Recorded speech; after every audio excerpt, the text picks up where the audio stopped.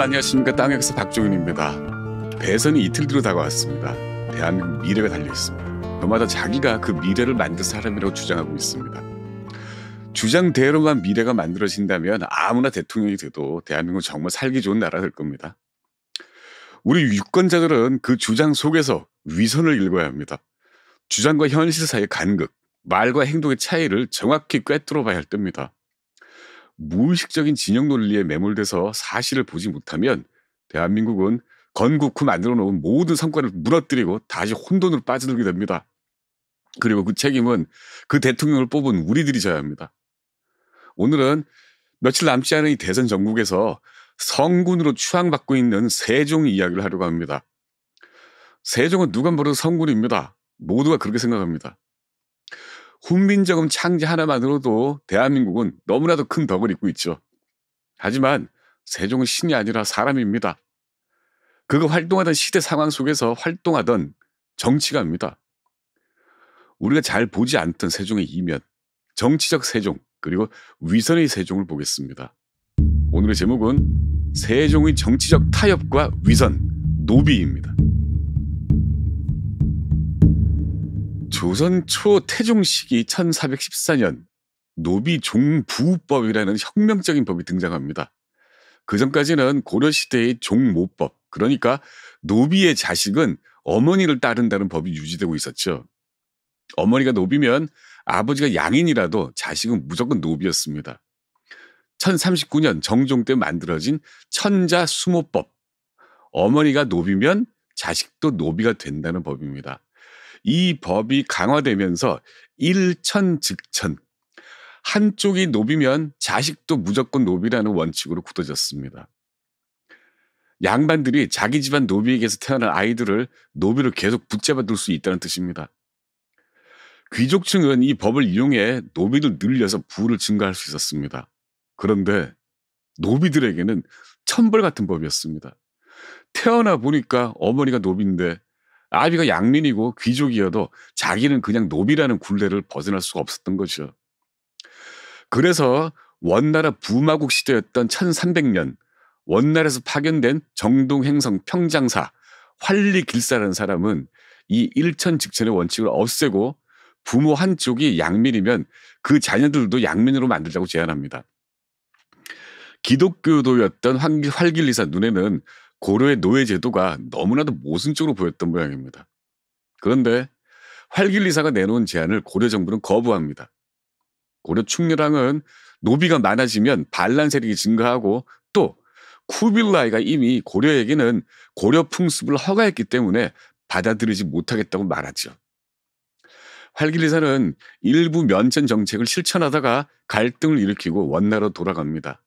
그리고 1301년 고려 정부는 전미변정사라는 기관을 설치하고 활길리사가 면천시켜준 사람들을 다시 노비로 만들어버립니다. 자유를 얻었다가 다시 노예가 된 사람들은 얼마나 기가 막혔을까요? 그런데 똑같은 일이 훗날 조선에서도 벌어집니다. 누가 그런 일을 벌였을까요? 놀랍게도 성군 세종입니다. 1414년 6월 27일 태종은 종부법을 시행합니다. 여자노비, 그러니까 여비가 양인에게 시집가서 낳은 아이는 모두 아버지를 따라서 양인으로 삼는다는 법입니다. 신분제를 뒤흔드는 혁명적 조치였습니다. 노비 여성에게서 태어난 자식이라도 아버지가 양반이면 양반, 양인이면 양인이 되는 시대가 열렸습니다. 천민들 입장에서는 처음으로 자유에 다가가는 가능성이 생긴 날입니다. 이후 더도 덜도 아닌 딱 17년 9개월 동안 조선은 노비 해방기의 황금기를 맞습니다. 국가도 큰 이익을 봅니다. 양인 수가 늘고 세금과 군역 자원이 확대됐으니까요. 그 시기 태어난 자식은 어머니가 노비여도 아버지가 양인이면 나으리가 아니라 아버지라고 부를 수 있었습니다. 만일 홍길동이 그때 태어났다면 아버지 홍상직을 아버지라 부르고 자기 형들을 형님이라고 부를 수 있었겠죠. 소설 속에서 홍길동이 태어난 해는 1443년입니다. 불행하게도 그렇지 못했습니다. 혁명과 자유의 시대는 딱 17년 9개월로 끝났습니다. 그날부터 1432년 3월 26일까지 17년 9개월은 고려 개국부터 조선 멸망 때까지 1000년 동안 노비가 가장 행복했던 시대였습니다. 1432년 3월 세종은 종부법을 폐기합니다. 세종실록에는 이렇게 적혀 있습니다.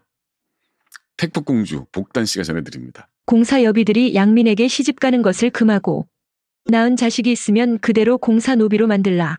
그달 15일부터 열흘 동안 두 차례 논의를 거쳐 제정된 이 법은 유예기간을 거쳐 그해 7월 1일 전격적으로 시행됩니다. 제정일로는 17년 9개월, 시행일로는 18년 1개월 만에 어미가 천밀인 자식들은 아버지 신분과 상관없이 모조리 노비로 규정됩니다. 태종이 만든 종부법 시행으로 인해서 자기네 재산인 노비 감소로 속을 썩던 사대부 노비가 만든 결과입니다. 즉위 초기에는 태종이 만든 법을 지키려 했던 세종입니다. 그런데 노비 소생 자식들 신분이 양인이 되면 윤리가 무너진다면서 이들의 요구를 수용했죠.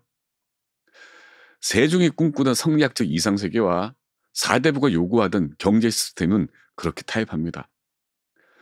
태종이 열어줬던 희망은 그렇게 18년 만에 무너졌습니다.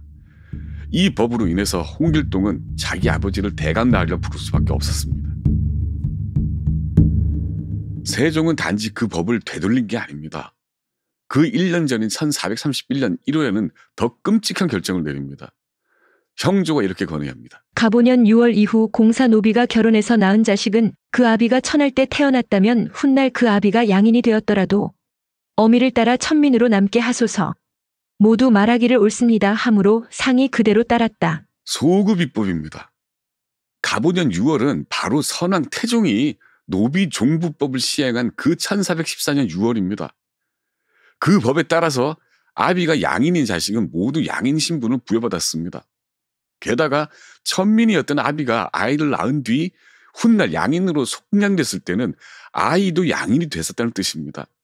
그런데 그 사후 속량된 부모의 자식으로 1431년 정월까지 양인으로 멀쩡하게 살고 있던 자녀들을 다시 노비로 강등시켰다는 뜻입니다. 아버지를 아버지라 부르던 이가 다음 날부터는 아버지를 주인 날이라고 불러야 하는 상황. 이게 바로 선군 세종의 결정입니다. 1432년 3월 세종과 대신들이 벌인 논쟁은 갑작스러운 일이 아니었습니다. 세종이 종부법에 대해 가지고 있던 판단은 양갈래였습니다. 한쪽은 선왕 태종이 만든 법을 지켜야 하는 의무감이었고, 한쪽은 종부법이 강상의 윤리를 파괴할 수 있다는 불만이었습니다. 세종은 그 불만을 1431년 소급적인 부정으로 먼저 표출한 뒤에 이듬해 논쟁과 토론이라는 형식을 거쳐서 완전히 해소해버립니다. 허균이 썼는지 누가 썼는지 모르겠지만 소설 속에서 홍길동은 11년 뒤에 태어났습니다. 세종이 살아있을 때죠. 저는 그 홍길동보다 1414년 6월 28일에서 1431년 1월 10일 사이 천민 아비 아래 태어났다가 아비만 속량된 그 아이들이 훨씬 더 불쌍합니다.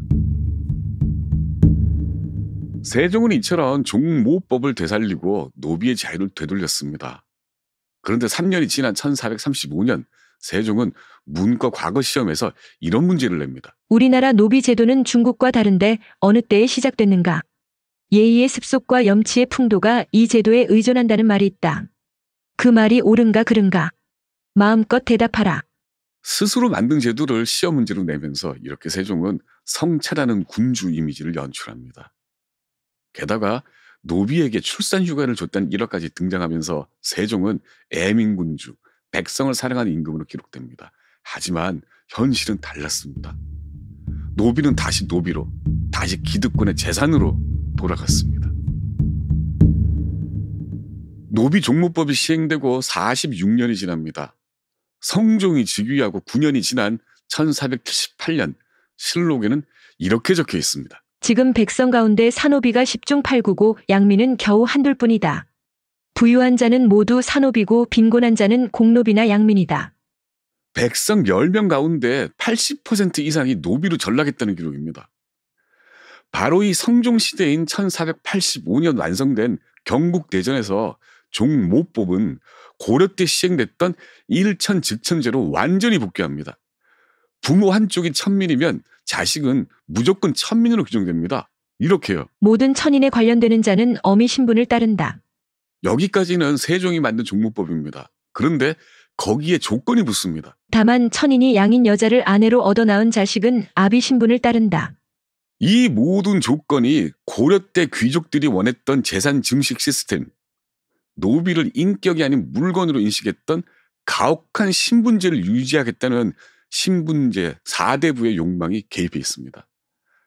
이후 당정이 심화되면서 동인과 서인, 노론과 남인, 여러 정권이 바뀔 때마다 노비 세습대에 대한 정책은 몇십 년에 한 번씩 엉망진창으로 바뀝니다.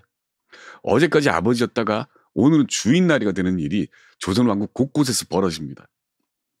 미래를 보지 못한 잘못된 선택, 잘못된 정치적 타협 하나가 왕국 하나에게 미래를 빼앗아버리는 무서운 결과를 낳고 말았습니다.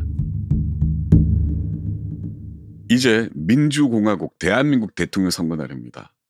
이 방송을 보고 계시는 많은 분들은 이미 마음속에 찍을 사람을 정해놓지 않았을까 합니다. 그 후보가 이재명일 수도 있고 김문수일 수도 있고 이준석일 수도 있습니다. 혹시 우리는 지금 성군과 애민의 지도자라는 환상에 빠져서 자기 후보를 점찍지는 않았을까요? 우리가 지금 선택하는 사람은 5년 동안 우리의 세금을 이용해서 우리의 권리와 미래를 책임져야 할 사람입니다. 그 사람이 입으로 민주화 평등을 말하면서 실제로는 자기 권력만을 추구한 사람이라면 그 사람은 우리를 노예로 만들 수도 있습니다. 환상으로 포장된 위선을 꿰뚫어보고 대한민국 미래를 과거로 돌리지 않을 사람, 그런 사람을 지혜롭게 선택해야 합니다. 실질은 힘들고 어렵습니다. 하지만 위선은 쉽고 아름답습니다. 그 위선을 꿰뚫어보는 지혜로운 시간이 되기를 바랍니다. 땅의 역사 박종일입니다.